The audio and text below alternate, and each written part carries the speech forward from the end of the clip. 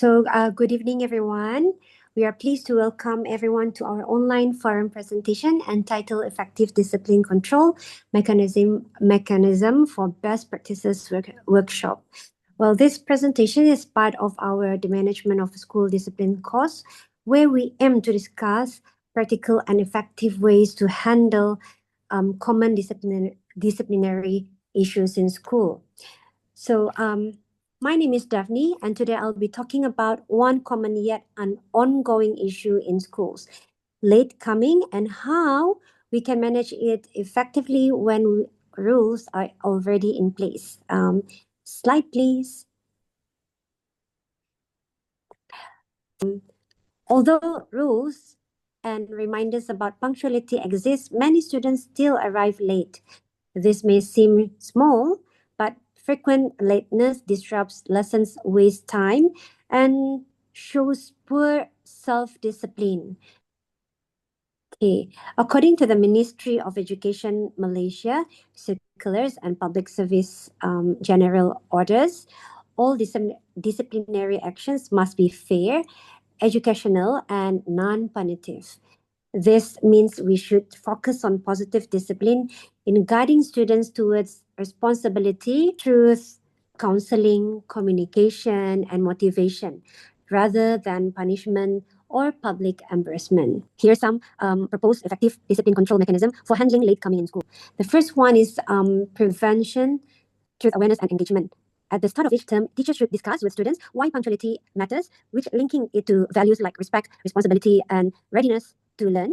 The second one is monitoring and early intervention. Attendance should be recorded daily in the system Sahsia Diri Murid. If a student is late more than twice a week, the class teacher should have a private conversation to identify the cause. The third one is parent collaboration. Sometimes parents are unaware of the problem or may need support with morning routines or transport arrangements. Working together encourages accountability both at home and in school.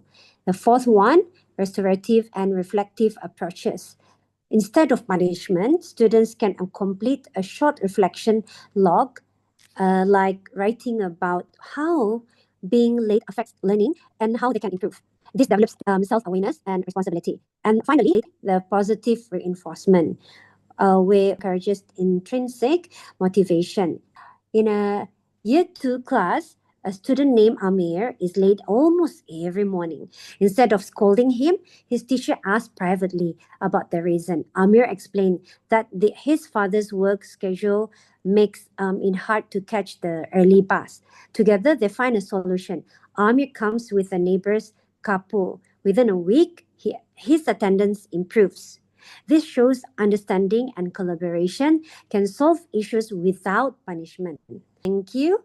A teacher starts a class punctuality challenge where students who comes on time for a month receive a small reward.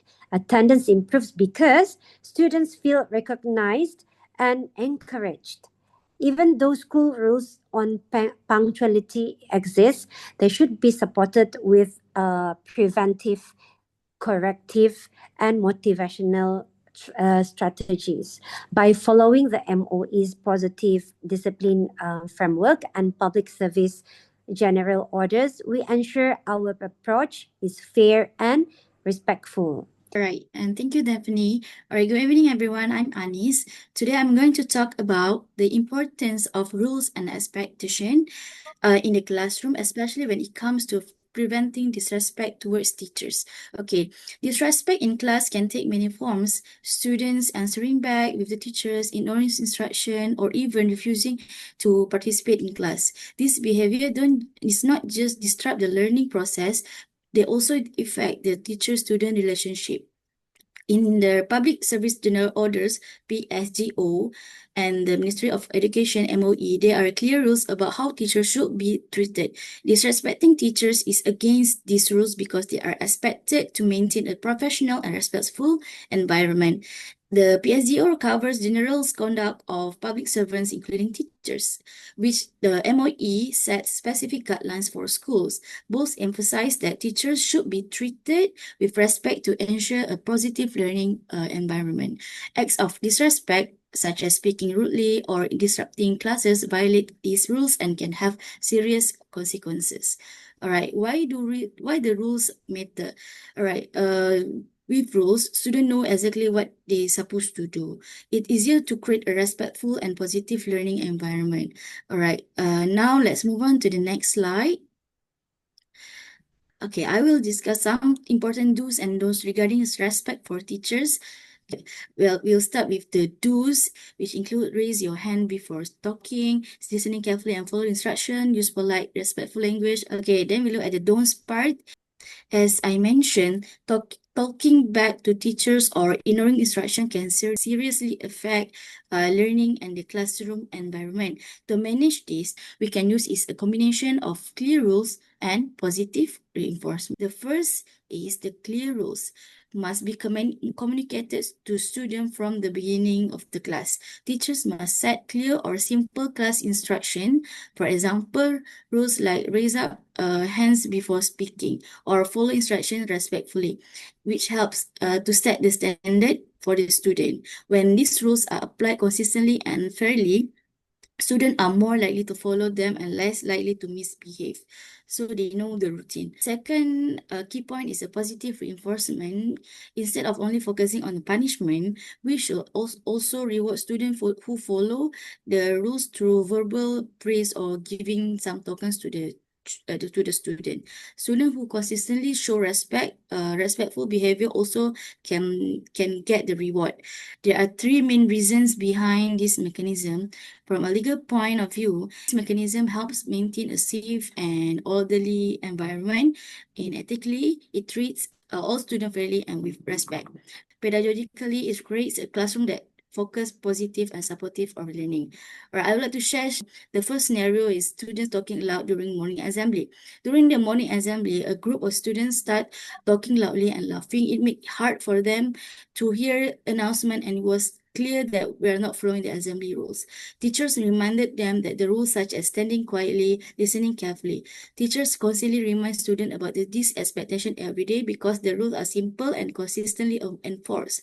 Students quickly learn to follow them. The second scenario I would like to point is an ignoring instruction by the teachers. In class, teacher asked the student to take out their textbook to start the lesson. But Zander, one of the students, is not listen. He keep playing with the pencil and didn't take out the book. That can give the action, continue to respect, result in the consequences like a call parents or guardian or do any detention. All right. In conclusion, clear rules and expectation are essential in reducing disrespect in the classroom. They provide structure, promote fairness, and help create a positive classroom and respect learning environment for everyone. Okay.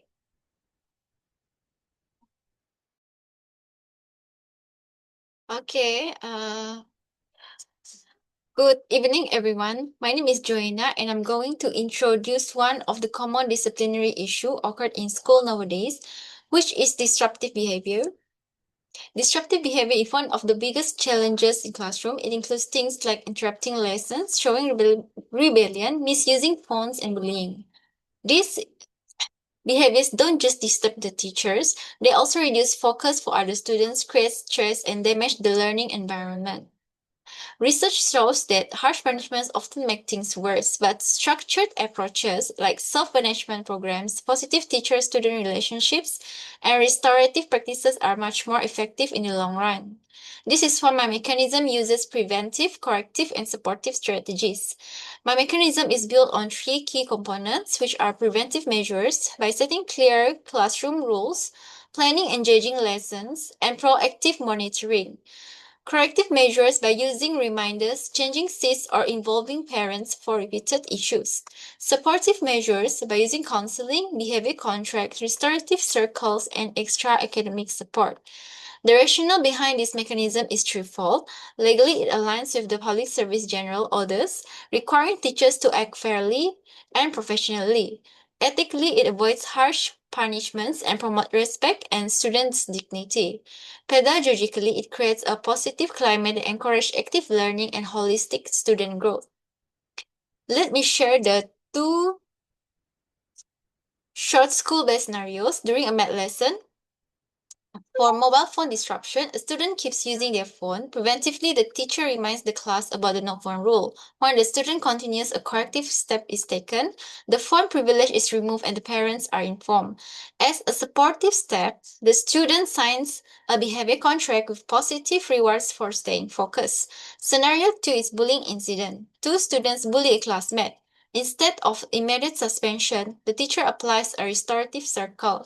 The students listen to the victim, apologize, and agree to change their behavior. The counselor supports both the victim and offenders. This not only stops the bullying but also rebuilds trust in the classroom. These examples show how preventive, corrective, and supportive strategies work together to maintain discipline fairly and effectively. Thank you. Next. Good evening, everyone. My name is Mazia, and today I will discuss on bullying. So, bullying is a serious issue in Malaysian schools. This involves repeated intentional harm. It comes in many forms, from physical violence to cyberbullying. So, locally, we've seen tragic cases like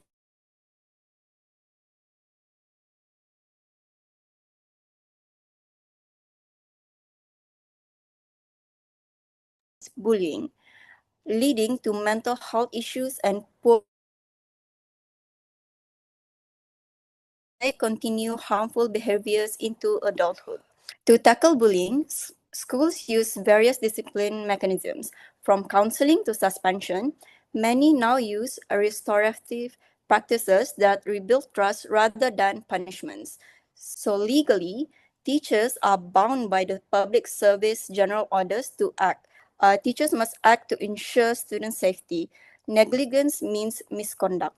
MOE, Positive School Guidance and Outcomes, or PSGO, encourages a whole school approach. It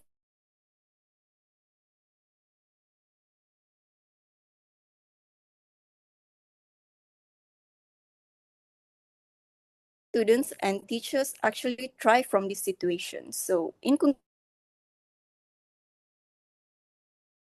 it's a moral and legal issue.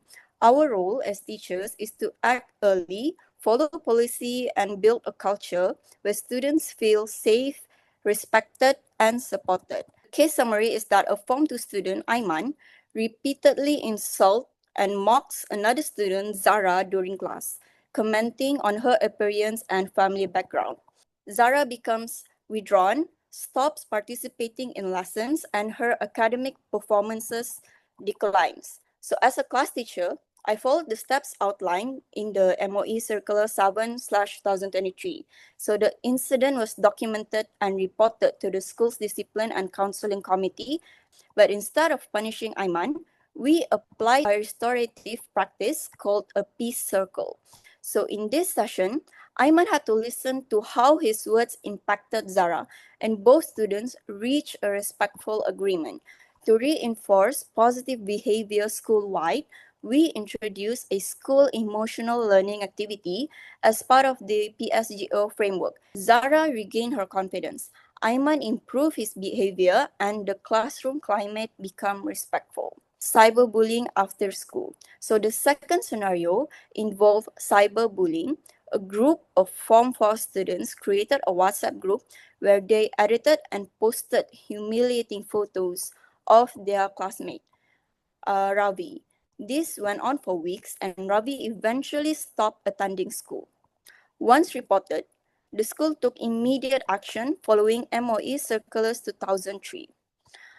Evidence was collected and the discipline committee intervened. The students responsible received official warnings and short suspensions. So, under the Public Service General Orders PUA 395/2013, we also reminded students and parents that cyberbullying carries a legal consequences, but we didn't stop there.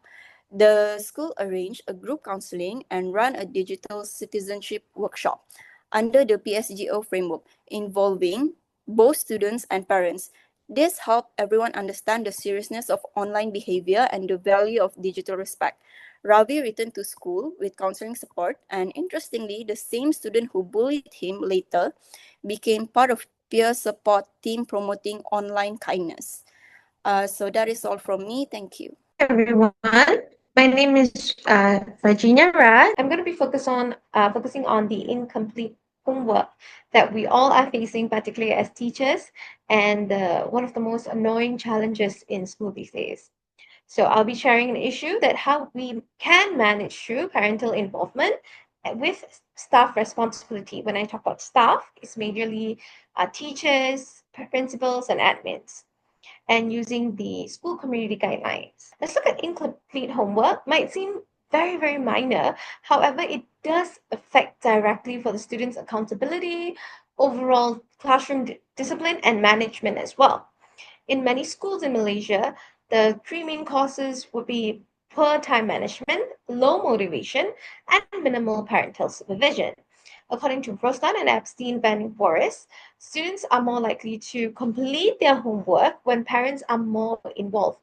Quote myself saying more involved means to mention that they are more hands-on, they are monitoring and provide constant feedback from the teachers as well.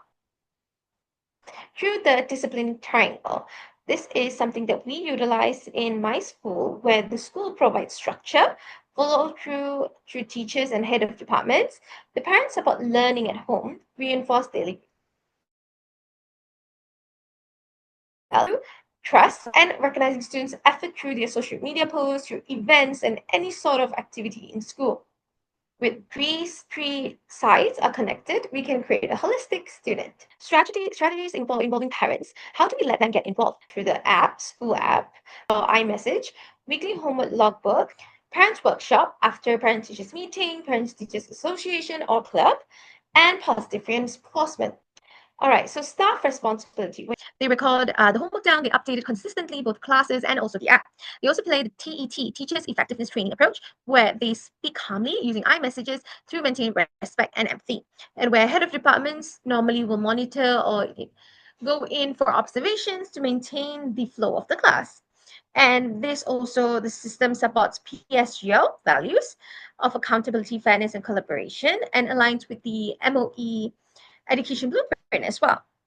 So this is my personal favorite, which is the Oddlins app, something that we utilize quite frequently every day in my school to not only attendance, there's a couple of goodies inside that parents are very used to. So this is scenario one. Scenario one is where I had parents before who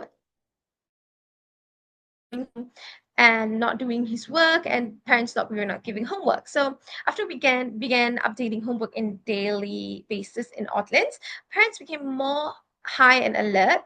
Some started messaging teachers directly through the app for project deadlines and offer how to help. This change showed that consistent updates can make parents more engaged and supporting, which improve homework completion rates as well. This, as you can see, is the second approach that second scenario. An approach that we did was peer. So I see teacher Anna post about her chess club, and we had a student, Kaden. He didn't come for that day, but because he saw this, he actually went back to the teachers and students and say, "Hey, what did you learn this day? Have you completed your project? Have you completed your work?" So this actually shows a positive sense of competition and teamwork, reminding them to take responsibility of their own work. These examples shows that communication does not only connect teachers and parents, but strengthen in the entire learning community, which includes students and their siblings and their friends. So, to wrap up or sum up, incomplete homework is shared responsibility. It means that when one person does mistake, then there's a chain reaction. And communication through Oddlings connects schools, parents, and students. Collaboration promotes accountability, and also discipline is guidance, not punishment. Always the positive reinforcement. Thank you.